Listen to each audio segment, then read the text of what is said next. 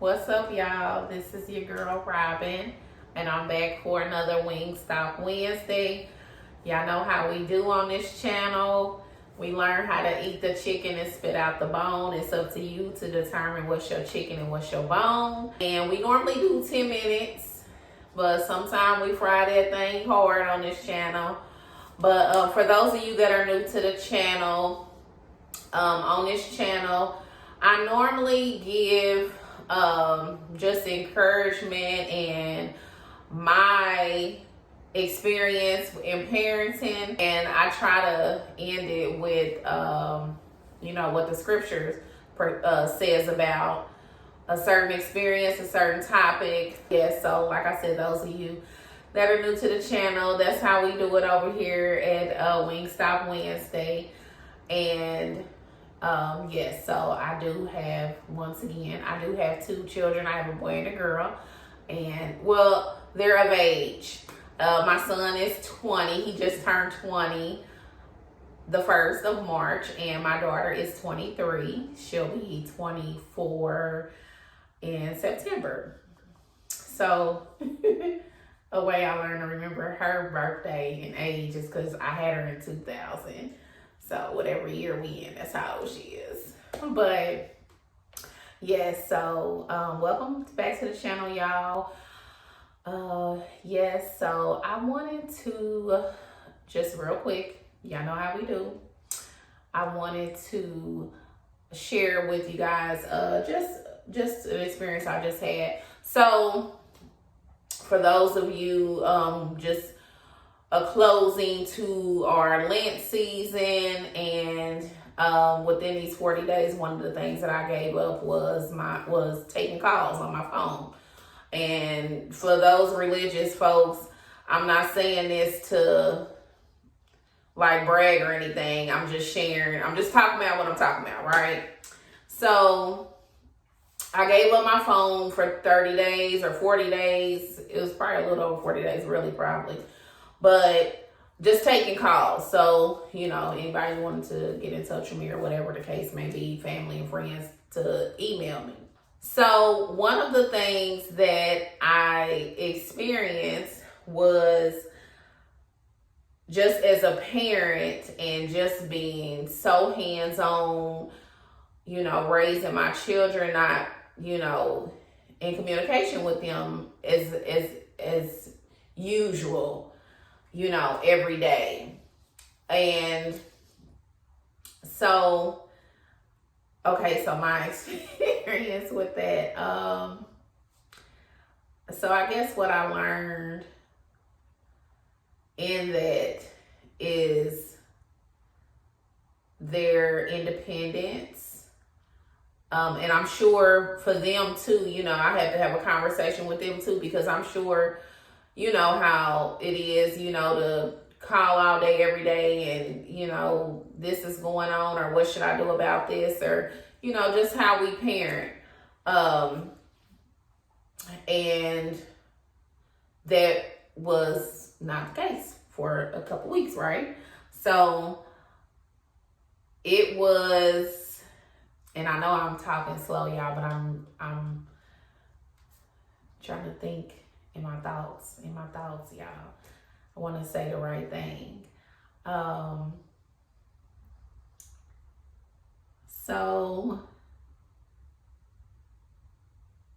it gave me an opportunity to reflect, of course. And so, okay, let me give you my experience with this. So, okay, so it made me kind of anxious, because I'm just like, oh goodness, are they okay? Do they need this? Do they need that? Or did this go through, or are they okay with this? Just the thoughts running through my head. So I'm like, okay, Lord, calm me down. What's going on? But it also made me, because I know as parents, we can sometimes be hard on ourselves, and we can have that mom guilt.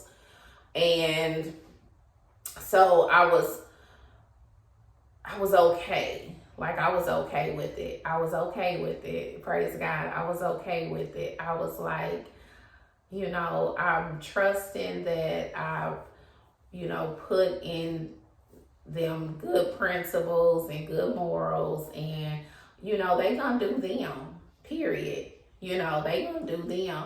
And you know what was coming to mind? So look, for those that don't know, I love Dr. Stanley. And I remember a long time ago, Dr. Stanley had preached a sermon, and he was saying that, and I hope I'm getting this right, I'm probably paraphrasing, but I remember he said something like a prayer to the Lord, and he was saying to, like, Lord, have your way in my children's life. And he was just saying, be mindful of what you're saying when you're saying that, because, it's more than just words, right? So I just remember him saying that, and me just talking to the Lord and just saying, like, Lord, have your way in my children's life. Me giving my children back to him. And so anyways, I just remember that, but I just was like, okay, it just made me reflect and trust that I put in good morals in them, and they'll make the best decision for them in whatever situation or circumstance that they're in. And it also gave me an opportunity to, just a deeper level of trust with the Lord, because I can't live for them. I can't make decisions for them. They have to, they have to develop their own relationship with Christ and know him for their self. And I can't get in the way of that by whatever, jump into their defense and everything, or I try to have conversations with them, and they'll ask me for my advice, and I try to be mindful and say, well, this is what I would do, but you make your best judgment, you make your best decision, or you take it back to the Lord and talk to him and make, the decision that's best for you, in your situation. But I'm just saying all this to say, just to encourage parents out there with children that are, and they don't necessarily have to, because I'm also bringing to mind something else. I always love listening to Dr. Stanley stories. He tells the best stories. But I just remember him speaking before, and he said he was like, as his children were like, I think in their like teenage years, and they would ask for something or ask for his advice, he would say, well, did you talk to the Lord about it? What did the Lord say about it? He said, because he was trying to get them to develop their own relationship with Christ, and not be so dependent on, what he had to say. And that was just great advice. So I try to say that. I probably didn't say it as much when they were younger, but I try to say that more to them as, are they in a young adult, as they're young adults. So I try to say that to them. So like I said, I'm just encouraging parents that, trust that you are instilling those principles in them, those values in them, and they just have to, they their own person, they're gonna make their own decisions, what's best for them. And sometimes it might not be, they're gonna make mistakes, and it might not be the decision that you would have made, but that's okay, because they just have to push through that and learn through that. And, whatever decision they decide to make, they have to stand in that, because I know I tell my son all the time, like, you stand in your truth, whatever decision you decide to make or whatever you're doing, don't feel like you have to downplay anything or lie about anything. Like, stand on your decisions that you make, and stand on, what you said and what you doing. Like, stand on that,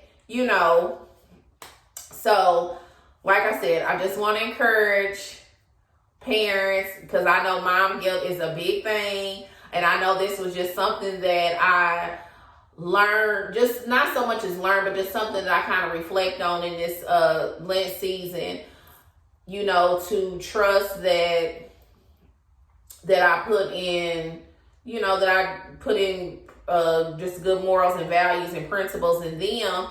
And even if it's somewhere that I did miss the mark, you know, that they would, you know, seek after God's face for, you know, his decision for them, his will for their life. And I also, you know, just sitting and, you know, with the Lord and just like, okay, Lord, you know, that's what we have to do, you know, because we can't walk them by the hand. So, you know, we have to draw near to the Lord and trust him and pray for him and trust that the Lord's protecting them and, you know, continue to keep that Psalm 91 prayer over them. But I just wanted to encourage parents and just also what, you know, scripture tells us. I know I was reading, I see what's on my laptop, y'all.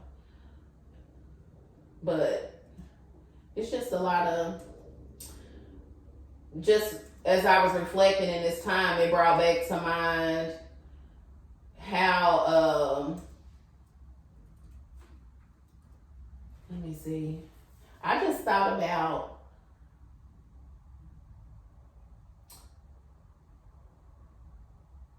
like Hannah, and she, you know, gave her child after she, but okay, so I just in this, it made me think about Hannah bringing Samuel to Eli, and after she had weaned him, and it just made me think about, even though, you know, we don't do that young, because they said weaning could have been anywhere between 18 months to 5 years of age. So let me just read this little passage, y'all. And this is,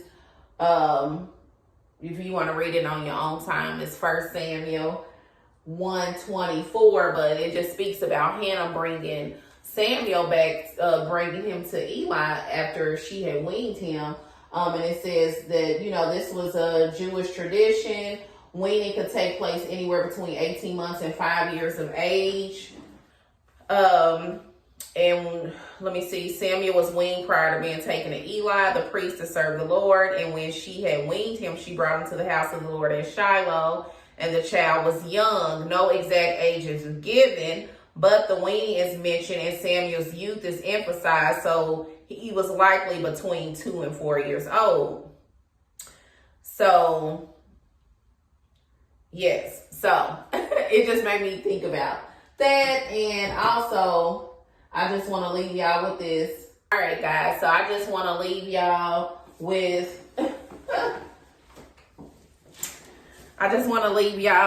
Proverbs 22:6. Train up a child in the way he should go, and when he is old, he will not depart from it. So thank you all for tuning in for Wingstop Wednesday. And it's your girl, Robin. And I hope you all have a great week. And I just want to say, I was just thinking about this. So, yes, just be mindful, y'all, you know, when our children are in need, you know, take it back to the Lord and ask him if it's something that, you know, you should intervene and do, or if this is an opportunity that he's using for them to build a relationship with him. So, all right, guys, I'll talk to y'all next week. And this your girl, Robin. And thank you for tuning in to Wingstop Wednesday. See y'all next time. Bye.